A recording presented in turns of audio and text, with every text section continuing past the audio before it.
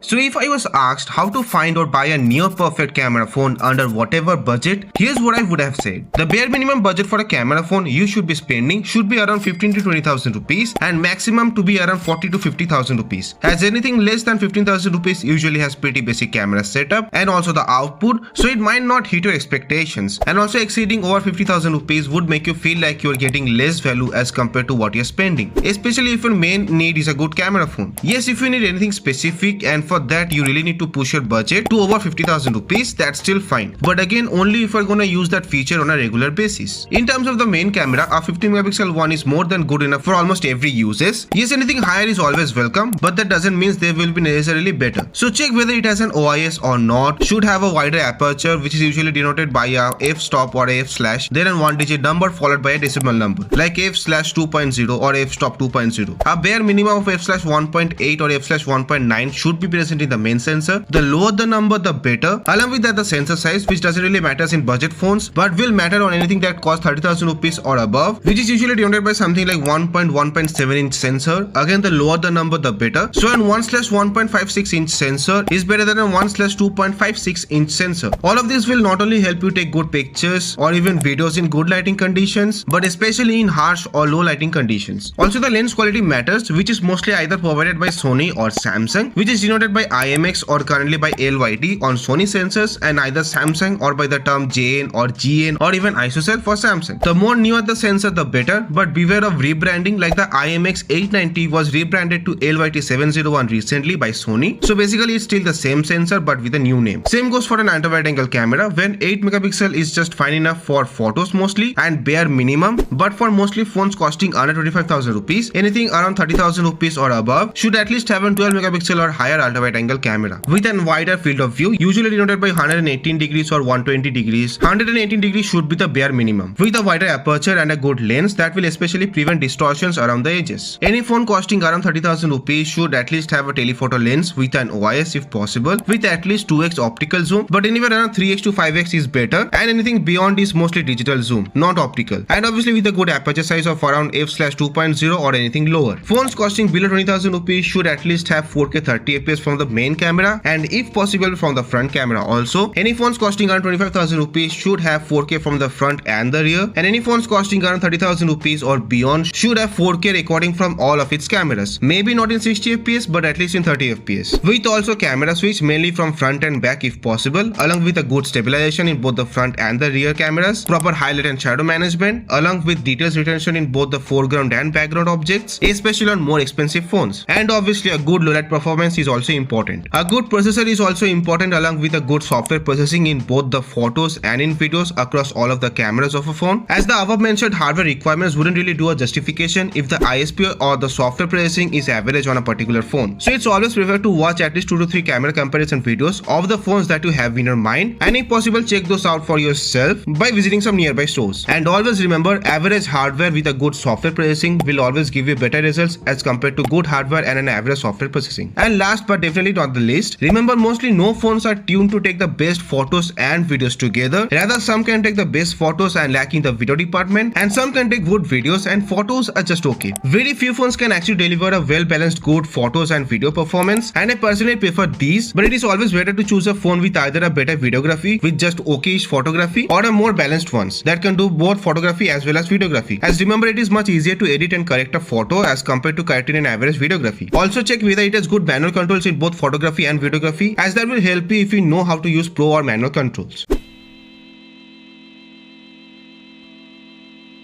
And by following these, I think almost anybody could buy a camera phone now for themselves. If you still have any doubts, do let me know in the comments, and follow my channel especially for good camera phone recommendations. And as always, this was Rideep. See you guys.